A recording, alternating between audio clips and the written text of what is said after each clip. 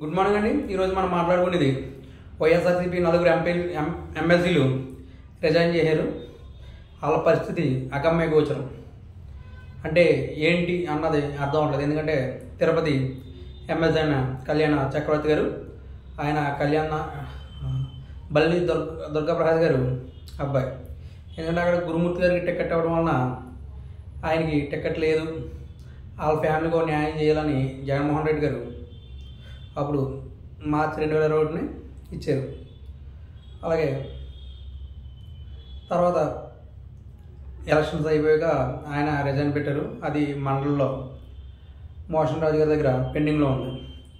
ఆయన మళ్ళీ టీడీపీలోకి వెళ్దామని ట్రై చేస్తున్నారు. ఎందుకంటే వీళ్ళ ముందే మాట్లాడుకుంటారు. ఎట్లా అంటే మన సీట్లు రిజైన్ చేద్దాం, మళ్ళీ అక్కడ మనకి టికెట్లు ఇస్తారు అని కూటమితో మాట్లాడుకుని వీళ్ళు రిజైన్ పెట్టారు. అలాగే అక్కడ మోషన్ రాజు గారు పెండింగ్లో పెట్టారు. అలాగే ఇంకొక ఆమె పోతుల సునీత గారు, ఈమె చీరాల నుంచి పోటీ చేశారు. అలాగే ఈమె కూడా ఎమ్మెల్సీకి రిజైన్ చేసింది. వెంటనే మోషన్ రాజు గారు ఇది కూడా పెండింగ్లో పెట్టారు. తర్వాత ఈమె టీడీపీలోకి వస్తుందా రాదంటే అక్కడ కేడర్ పోవట్లేదు. ఎందుకంటే ఈమె పరిమితిని మించి తిట్టారు మన చంద్రబాబు నాయుడు గారు కానీ, చంద్రబాబు నాయుడు గారి ఫ్యామిలీ కానీ, లోకేష్ గారు కానీ, భువనేశ్వర్ గారు కానీ. అలాగే ఈమెకు కూడా రాజకీయంగా ఫ్యూచర్ ఉంటుందా లేదా అన్నది చెప్పలేము. తర్వాత జయమంగళ వెంకటరమణ గారు, ఈయన కైకలూరు నుంచి 2009లో నగ్గారు. తర్వాత 2019లో ఓడిపోయారు టీడీపీ నుంచి. 2009లో టీడీపీ నుంచి నగ్గారు. ఈయన వస్తే ఐపాక్ టీం అన్నది 20 లక్షల ఓట్లు వస్తాయన్నారు. 2024 ఎలక్షన్లో క్లీన్ స్లిప్ చేసిన జిల్లాలో వెస్ట్ గోదావరి ఒకటి. అలాగే ఈయన కూడా రిజైన్ పెట్టారు. ఈయన కూడా మండల చైర్మన్ మోషన్ రాజు గారు పెండింగ్లో పెట్టారు. అలాగే కర్రీ పద్మశ్రీ గారు, ఈమె దూరంపూడి చంద్రశేఖర్ రెడ్డి గారు ముఖ్య అనుచరుడు వైఫ్. ఈమెకు కూడా ఎమ్మెల్సీ ఇచ్చారు. ఈమె కూడా రిజైన్ పెట్టింది. ఈమె కూడా మండలిలో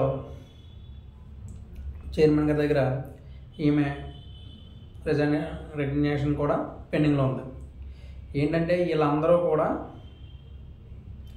అటు ఎమ్మెల్సీ లేక ఇటు ఎమ్మెల్సీ కింద డిస్క్వాలిఫైడ్ అయ్యి బాధపడుతున్నారు. ఎందుకంటే ఇప్పుడు నియోజకవర్గం వస్తే ఎమ్మెల్సీ కింద ట్రీట్ చేయట్లేదు. అలాగే మండలికి వెళ్తుంటే ఏమో పట్టించుకోవాలి, మా రాజీనామా యాక్సెప్ట్ చేయండి అంటే మోషన్ రాజు గారు ఒప్పుకోవట్లేదు. దాని గురించి వీళ్ళు చాలా ఇబ్బంది పడుతున్నారు. వీళ్ళలో కొంతమంది టీడీపీలోకి వెళ్తారన్నారు. కానీ సునీత గారిని డౌటే. ఎందుకంటే ఆమె పరిమితి మించి తిట్టడం వలన ఈమె రాజకీయ ఫ్యూచర్ దెబ్బతినే అవకాశం ఉంది. అలాగే పద్మశ్రీ గారు కూడా టీడీపీలోకి వెళ్దామని చూస్తున్నారు. అలాగే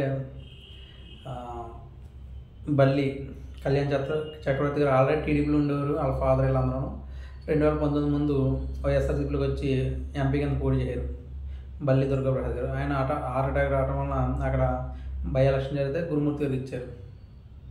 అందుకు ఈ ఫ్యామిలీకి ఎమ్మెల్సీ ఇచ్చారు జగన్మోహన్ రెడ్డి గారు. ఈయన కూడా టీడీపీలోకి రావాలని చూస్తున్నారు బల్లి కళ్యాణ చక్రవర్తి గారు.